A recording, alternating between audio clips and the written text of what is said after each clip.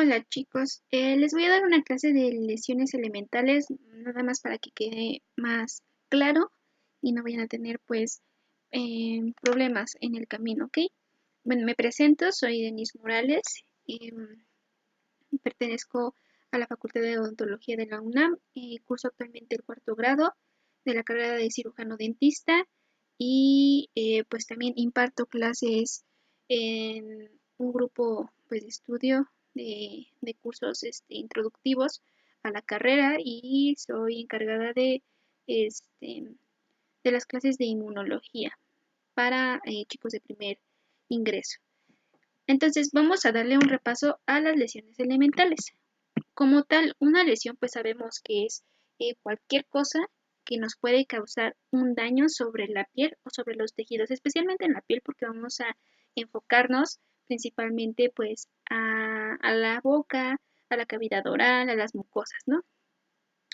Pero hay ciertas lesiones elementales que a partir de ellas nosotros vamos a partir al diagnóstico, o sea, vamos a encontrar un chorro de lesiones y a partir de esto vamos a aprender a hablar con propiedad, a hablar por lo que son y a identificarlas principalmente.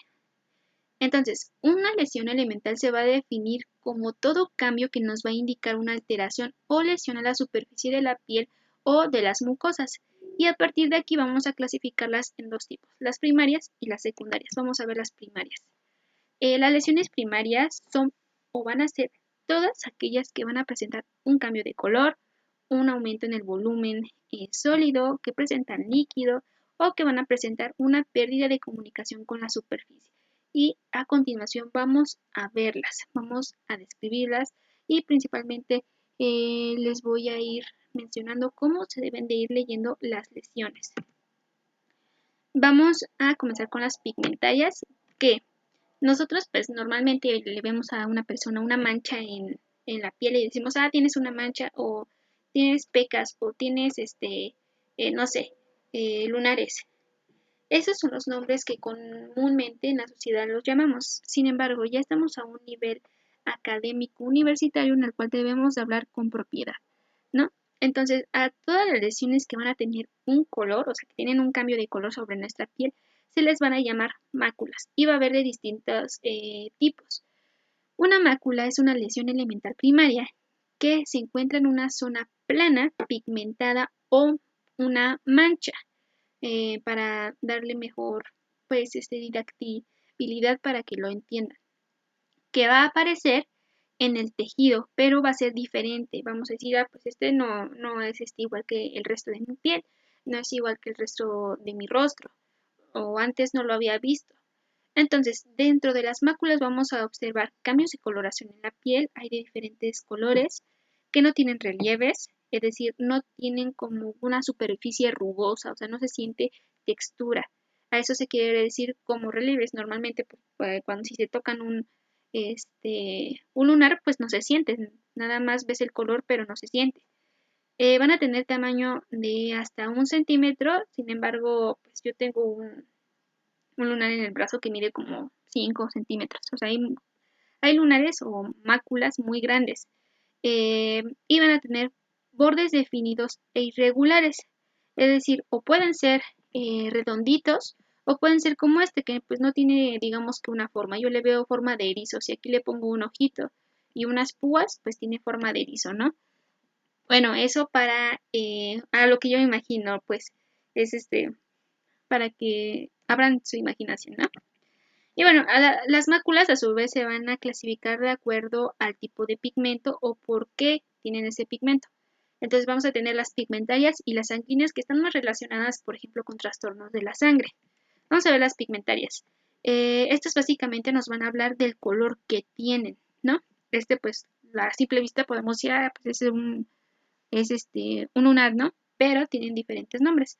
Por ejemplo, esta sería una mácula hipercrómica. ¿Por qué hipercrómica? El sufijo hiper nos da referencia a que tiene de más, es decir, tiene mucha. Pero, ¿qué es lo que le da la coloración a este tipo de lesiones? Pues básicamente la melanina. La melanina es una proteína que van a producir las células melanocíticas o los melanocitos que se encuentran en la capa basal de nuestra epidermis. La epidermis, más adelante lo van a ver, o no sé si lo estén viendo, se va a constituir de estratos. El primer estrato de la epidermis es la capa basal. En esta capa basal se van a encontrar diferentes tipos de células. Las células basales que van a como evolucionar, van a digievolucionar, por así decirlo, para generarse otro tipo de célula. Estas, digamos que van a ser como las que van a parir a otras células, pues, para comprenderlo mejor y abrir perdón, a la imaginación. Y dentro de esta capa basal vamos a encontrar unas células que les vamos a llamar melanocitos. Y estas comienzan a producir un montón de esta proteína que es la melanina. Y pues un ejemplo muy particular de estas hipercrómicas pues son los lunares, ¿no? Comúnmente conocidos, que si tienes aquí un lunar en la espalda o un lunar que te identifique o que tengas igual que tu mamá, pues son eso, máculas pigmentarias hipercrómicas. Ahora vamos a tener otras como las acrómicas. Las acrómicas por el sufijo acro, que nos quiere decir que no tienen pigmento, o sea que no tienen ausencia o ausencia, no tienen. Entonces lo vamos a definir como falta de pigmento natural. Es decir, en estas zonas, un ejemplo muy básico es el vitiligo. Si recuerdan, pues Michael Jackson tenía vitiligo. Él era una persona de raza negra, era afroamericano y pues su piel era muy café, muy oscura. Entonces, conforme la enfermedad fue avanzando, pues ciertas células de la melanina dejaron de producirla. Entonces, pues se crean estas máculas blanquecinas, es decir, no tienen pigmento porque no hay producción de. Ahora, las dicrómicas, estas van a tener otro tipo de pigmento, pueden ser azules o rojas. Azules normalmente pues estas, ¿no? Que no es igual que un hematoma, bueno, un moretón, simplemente las tienen. O rojas, por ejemplo, yo he visto a personas que tienen lunares rojos.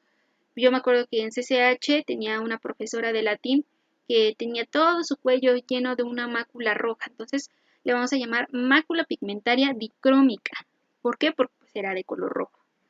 Ahora, vamos a ver las máculas sanguíneas, o sea, que están relacionadas a la sangre. Estas hacen referencia a los trastornos de la sangre. Y vamos a encontrar las hemorrágicas. Las hemorrágicas son aquellas que tienen una acumulación de la sangre en la piel. Por ejemplo, la equimosis. ¿Qué es esto? Hay una acumulación de la sangre por un traumatismo. Se comienza ahí como, ¿cómo decirlo burdamente? Como que se mayuga la sangre, ¿no? Normalmente así le dicen los papás o los abuelitos. Se te mayugó la sangre, por eso tienes así. No es lo mismo que un hematoma o un hemoretón, pero hace referencia a esto. Ahora, las congestivas. Esto quiere decir congestión de la piel, pero desaparecen con presión. Por ejemplo, el eritema. El eritema es una zona que se vuelve roja, igual por algún traumatismo o por algún proceso patológico, ¿no? Entonces, siempre que les digan a ustedes, pues, interprétame esta lesión, ustedes van a comenzar a leerla. Como les mencionaba Ángel, se leen, por ejemplo, las radiografías de derecha a izquierda, de arriba a abajo, ¿no? Aquí las vamos a definir, por ejemplo, es una lesión, es una mácula es decir, a mancha, para no referirnos a mancha, es una mácula con una circunferencia eritematosa, es decir, roja, bien definida. ¿Por qué? Porque pues no tiene como bordecitos aquí. Si lo podemos ver, las líneas como limitantes están definidas. Podemos ver un círculo. ¿Qué otra cosa puedo describir de esto? No presenta relieves, no presenta aumento de volumen, etc, ¿no? Por ejemplo, en esta de la mácula. Esta es la equimosis, que es normalmente pues lo que llamamos como varices, ¿no? Que tienen las mamás o nuestras abuelitas. Entonces, normalmente las lesiones o las patologías cuando dicen, pues escríbeme esta imagen, van a comenzar por la forma. ¿Qué forma tiene? determinada, bien circunscrita, tiene aumento de volumen, por el tipo de coloraciones, tiene un aumento de líquido o por las supuraciones, exudado purulento, etc, etc. Ahora vamos a ver otros ejemplos, las petequias. Las petequias van a ser puntos redondos, pequeños, de color púrpura o marrón, que son normalmente estas como manchitas que se tienen aquí, estos puntitos rojos. Esto es debido a que hay un sangrado debajo de la piel, es decir, hay como pequeñas hemorragias, por así decirlo, en la piel, bueno, por debajo de la dermis. Ahora, la equimosis. La equimosis es el sangrado dentro de la piel o de las membranas mucosas debido a una ruptura de vasos sanguíneos. Por ejemplo, cuando nos golpeamos, pues se nos forman este tipo de lesiones, ¿no? Comienza a haber una hemorragia, un traumatismo dentro de nuestro cuerpo. Los vasos sanguíneos se dañan y hay una hemorragia por dentro. Ahora, la púrpura. La púrpura es un sarpullido de puntos color púrpura producidos por pequeños vasos sanguíneos que se derraman en la sangre que está en la piel o por debajo de la piel y las articulaciones. Si bien la piel como tal, dentro de pues, sus células, no va a haber irrigación. Quien le va a dar la irrigación es el tejido conjuntivo por medio de la membrana basal, es la que le va a dar la nutrición a nuestras células epiteliales. Entonces, si en algún momento le dicen, la piel está irrigada, no, la piel no está irrigada, no tiene irrigación, no tiene arterias ni venas, sino quien le va a dar esa nutrición y esa irrigación va a ser el tejido conjuntivo. ¿Ok? Es por eso que muchas veces cuando, por ejemplo, en los dedos se pueden poner una aguja y pues no les va a sangrar porque pues, la piel, la epidermis no tiene irrigación, no tiene vasos ni arterias que lo irrigan. Sin embargo, pues se nutre de la irrigación del tejido conjuntivo, que también le llaman tejido conjuntivo, ¿no? Ahora, dentro de estas máculas vamos a ver unos ejemplos que se encuentran en la mucosa oral. Vamos a encontrar el moriscatio buccarum. Su nombre lo dice, morisquiato, mordisco, buccarum de boca. Su etiología es que se va a presentar en piezas dentales con bordes agudizados. Es causado por el hábito de morder labio y los carrillos. Ya no les vamos a decir cachetes, chicos, le vamos a llamar carrillos a las paredes internas pues, de nuestros cachetes. Normalmente ahorita lo conocemos así, pero a lo largo de pues, la carrera les vamos a llamar carrillos. Ahora, dentro de sus características vamos a encontrar un área blanquecina lisa o rugosa, puede estar lisa o rugosa, que no duele, con bordes definidos en la mucosa labial o en el ángulo de la boca, en el ángulo de la cavidad oral, o sea, en la comisura, por dentro de la comisura de nuestros labios. Esta se va a causar, como su etiología lo dice, porque muchas veces la oclusión o hay hábitos parafuncionales que los pacientes están muerde y muerde los carrillos. Entonces, pues eso le va a generar un traumatismo al paciente y se genera como parte de protección de las mucosas, pues esta zona blanquecina, ¿no? Es señal de que pues ahí hubo una lesión.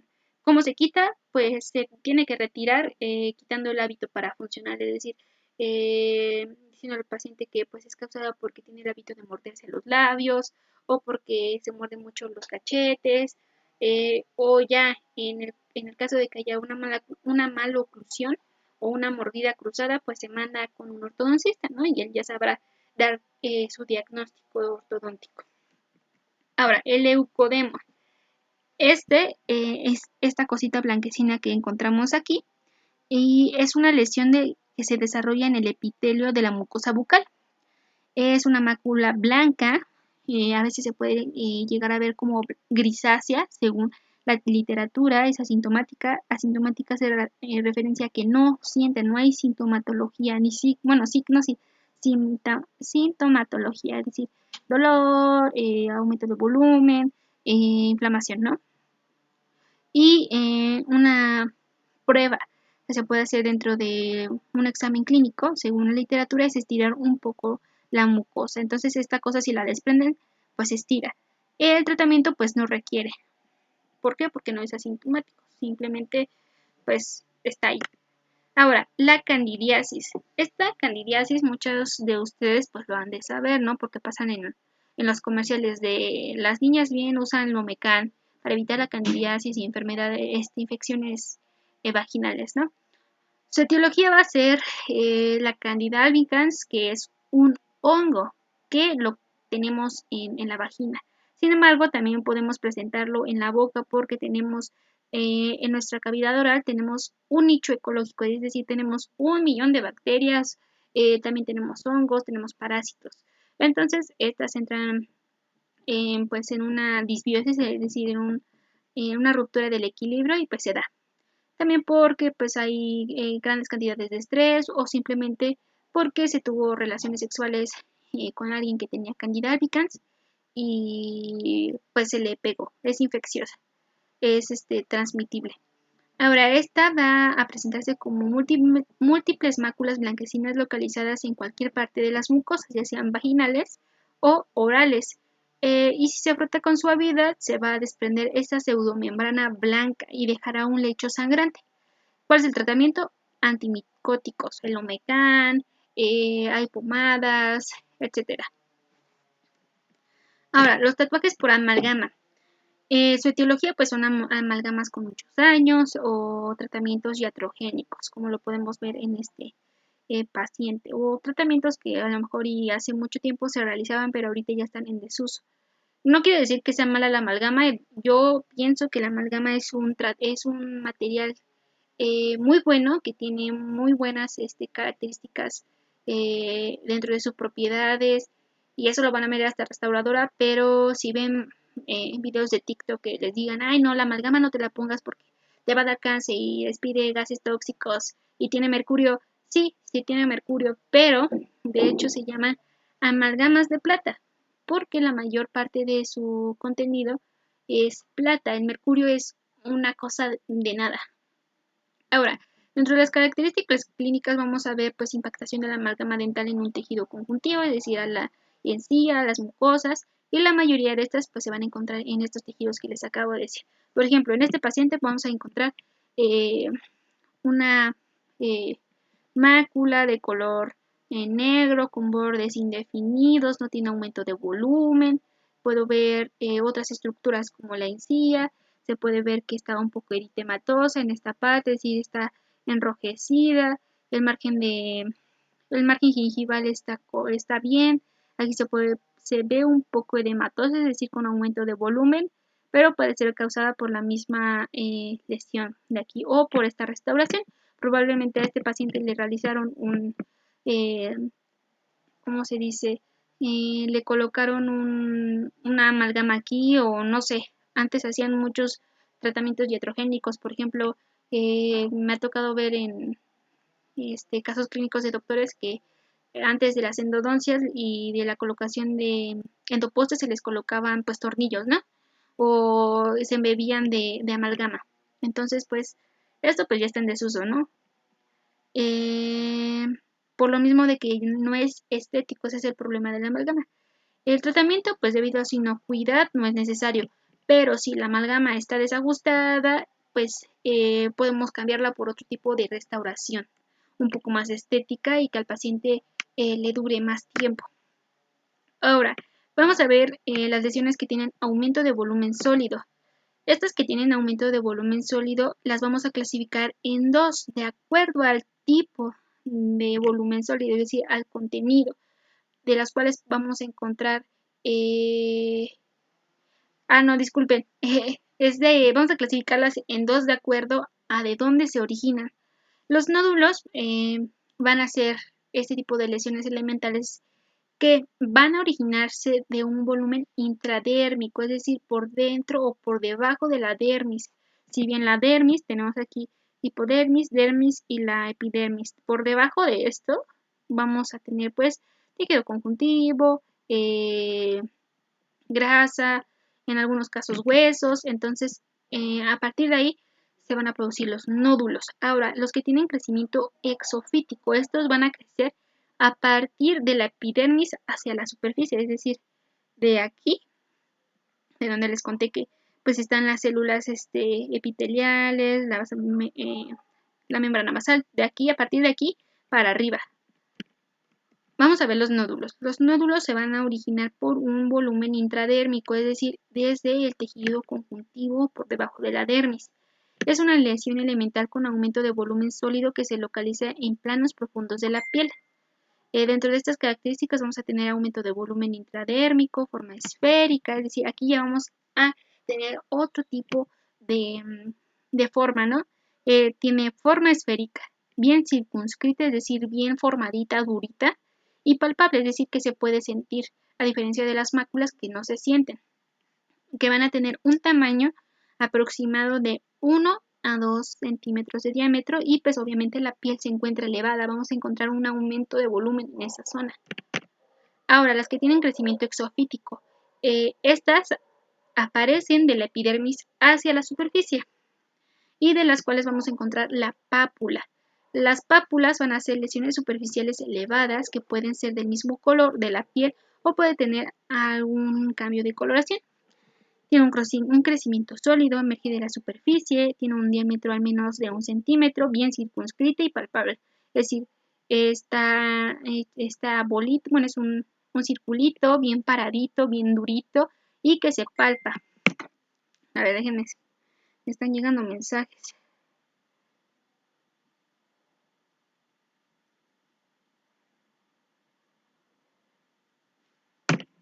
A ver, permítame tantito. Listo. Normalmente, por ejemplo, estas pápulas las podemos encontrar por un tiempo que, ¿cómo explicarlo? Un tiempo no determinado, o sea, aparecen y después se van. ¿Ok? Ahora, vamos a ver las papilas. Las papilas son lo que nosotros le llamamos verrugas. A este le vamos a describir como un crecimiento sólido que emerge de la superficie de la piel. Tiene forma cónica y está cubierta por una capa córnea. La capa córnea es la última capa de los estratos epiteliales y que le van a llamar verrucoide o hace referencia a las verrugas. Entonces, de acuerdo a esta descripción, pues podemos ver las verrugas. O si ustedes llegan a tener una, pues sí tienen forma cónica o forma circular, igual son palpables. Y si les dicen, a ver, descríbeme esta imagen. No, pues yo encuentro lesiones elementarias con aumento de volumen sólido. Tiene forma cónica, bien circunscrita, tiene bordes delimitados, hay elevación de la piel, tiene una coloración café o una pigmentación para que suene mejor. Y ya, finalmente, como diagnóstico, pues dices, es una papila o papila. Ahora, vamos a ver las lesiones con contenido de líquido. Estas vamos a encontrar tres categorías y se van a diferenciar por el tipo de líquido exudado. El líquido exudado hace referencia a la acumulación de los líquidos o la salida de los mismos.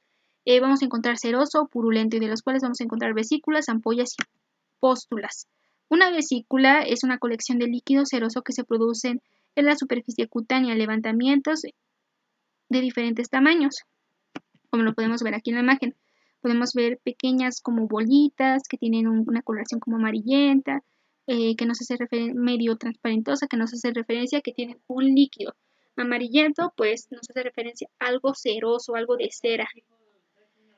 Sus características clínicas, pues va a ser la separación de la epidermis con la dermis, no va a tener pérdida de la continuidad, van a contener líquido ceroso, como les mencionaba, tienen un tamaño menor a 1 centímetro de diámetro, tienen una base redondeada, es decir, tienen forma de bolita y bien circunscrita y palpable.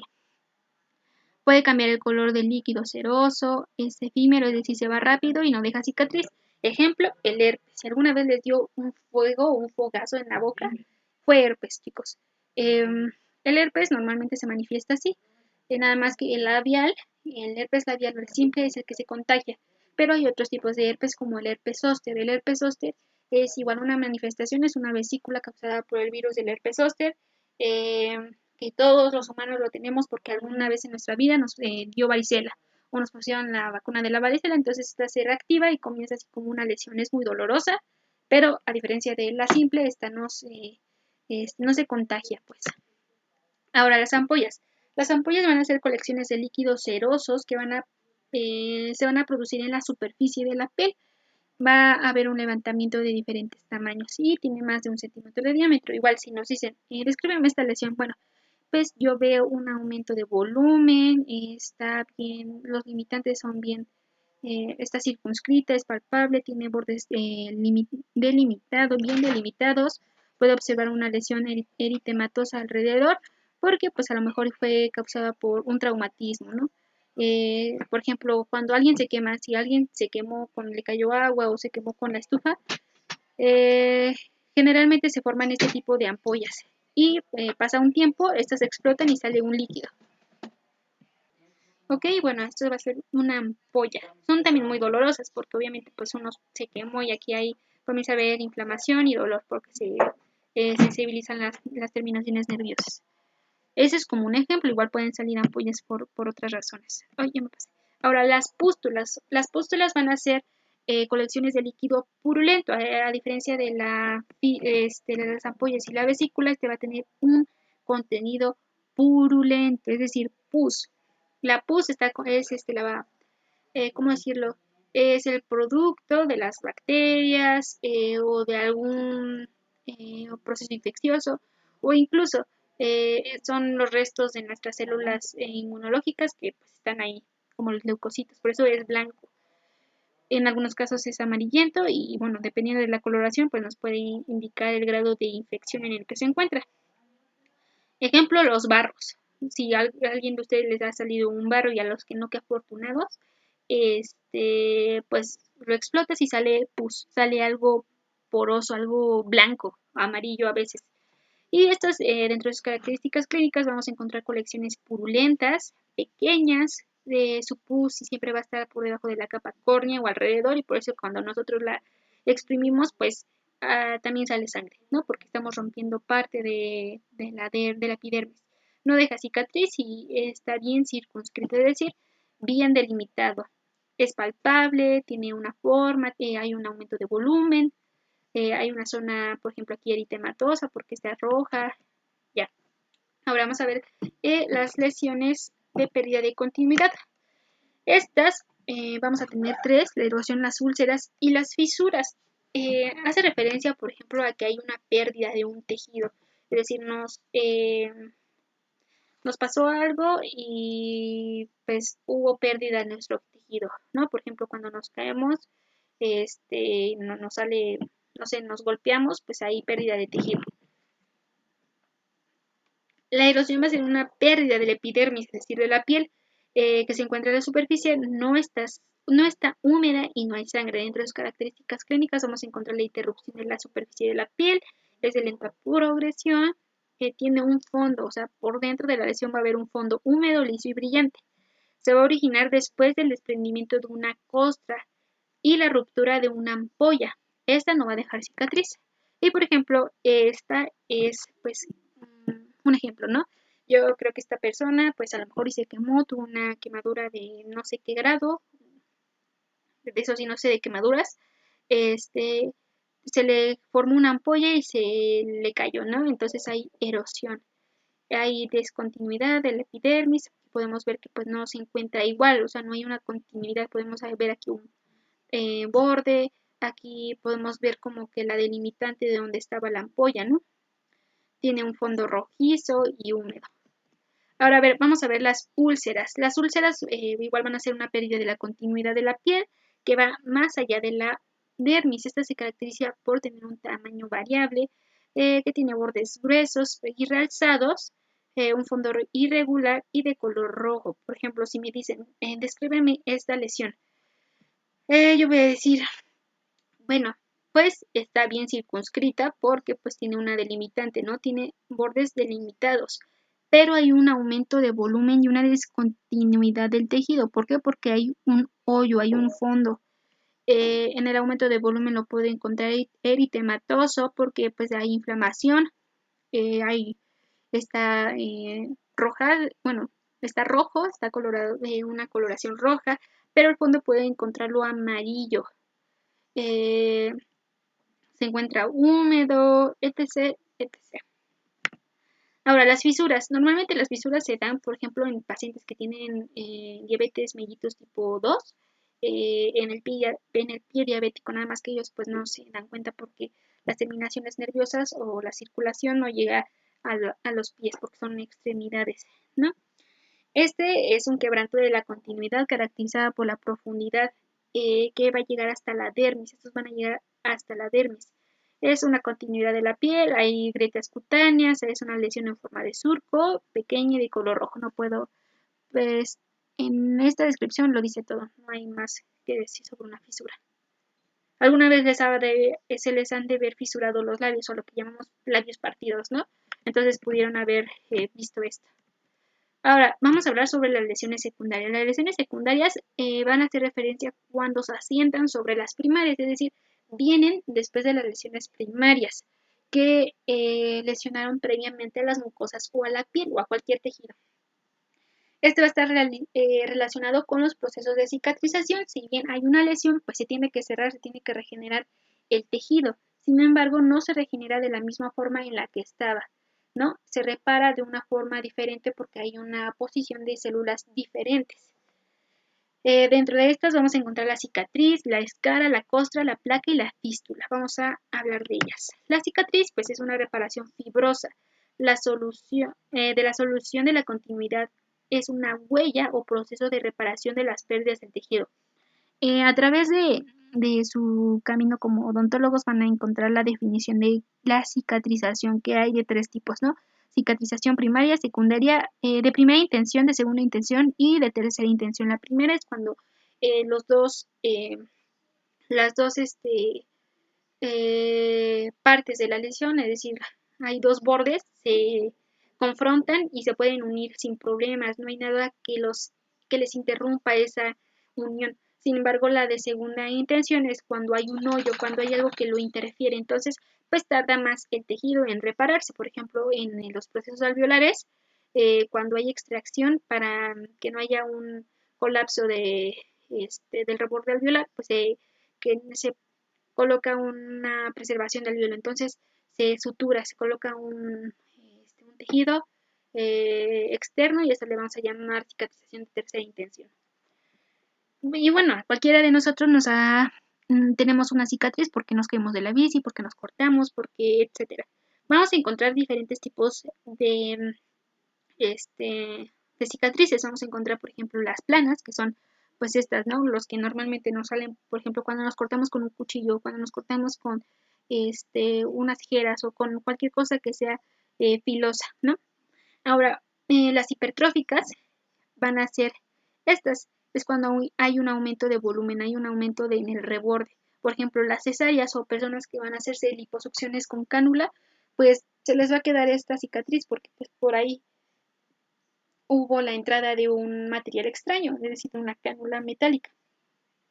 Las atróficas, que son estas, son lo que vemos, por ejemplo, las personas que tienen acné severo, que quedan como cráteres o la gente les llama cacarizos. Sin embargo, ya no hay que decirles cacarizos, tienes una cicatriz atrófica, porque eso es lo que es médicamente.